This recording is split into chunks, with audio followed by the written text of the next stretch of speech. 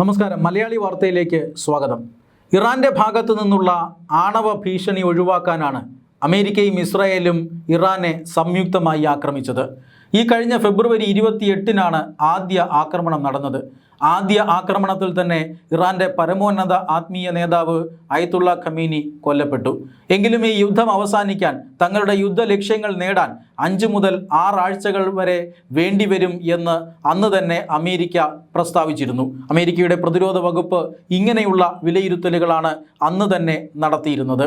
എന്നാൽ ഇന്നിപ്പോൾ ഏകദേശം ഏതാണ്ട് 60 ദിവസത്തോടടുക്കുമ്പോഴും ഇറാൻ അല്ലെങ്കിൽ പശ്ചിമേഷ്യയിൽ അമേരിക്കയുടെ സൈനിക ലക്ഷ്യങ്ങൾ നേടിയിട്ടുണ്ടോ എന്ന് ചോദിച്ചാൽ സംശയമാണ്. ഭരണമാറ്റം അമേരിക്ക ഉദ്ദേശിച്ചതുപോലെ ഉണ്ടായില്ല. ഇറാന്റെ ആണവ ശേഖരം പിടിച്ചെടുക്കാനുള്ള ശ്രമം വിജയിച്ചില്ല. ഇത് രണ്ടും വിജയിക്കാൻ കഴിയാത്തതുകൊണ്ട് തന്നെ അമേരിക്ക ഇപ്പോൾ തൽക്കാലം വെടിനിർത്തൽ പ്രഖ്യാപിച്ചിരിക്കുകയാണ്.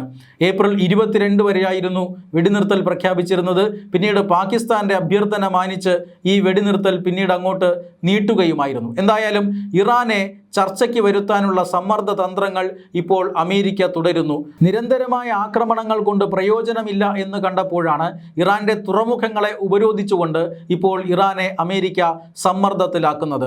ഈ ആക്രമണങ്ങൾ നിർത്തിവെച്ച് മറ്റ് സമ്മർദ്ദങ്ങളിലേക്ക് കടക്കാൻ മറ്റൊരു കാരണം കൂടിയുണ്ട്. അത് മറ്റൊന്നുമല്ല, യുദ്ധത്തിന് വേണ്ടി അമേരിക്ക ചെലവാക്കിയ ഭാരിച്ച ചെലവാണ്.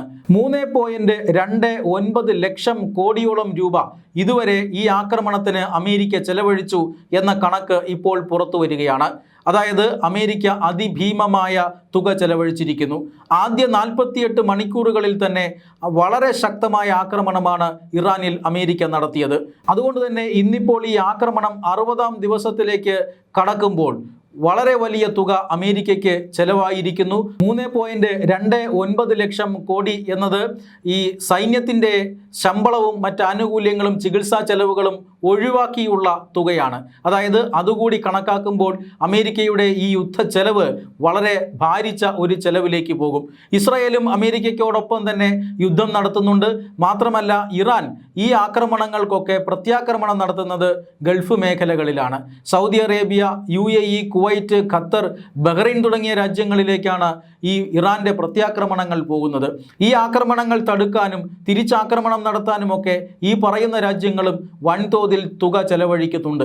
മാത്രമല്ല ഈ മേഖലകളിലെ അമേരിക്കൻ താവളങ്ങൾ സംരക്ഷിക്കാനും വലിയ തുക ചെലവാകുന്നുണ്ട്. അതുകൊണ്ട് തന്നെ ഈ തുക ചെലവ്, യുദ്ധ ചെലവ് കുറയ്ക്കുക എന്നതാണ് അമേരിക്കയുടെ ഇപ്പോഴത്തെ ലക്ഷ്യം. ഒരുപക്ഷെ വെടിനിർത്തൽ പ്രഖ്യാപിച്ചിട്ട് തുറമുഖങ്ങൾ ഉപരോധിക്കുക എന്ന നയത്തിലേക്ക് മാറിയതും ഈ ഭാരിച്ച ചെലവ് കണ്ടിട്ടായിരിക്കാം എന്നാണ് ലഭിക്കുന്ന സൂചനകൾ. എന്തായാലും ചർച്ചകൾക്ക് വഴി ഒരുങ്ങിക്കഴിഞ്ഞിരിക്കുകയാണ്.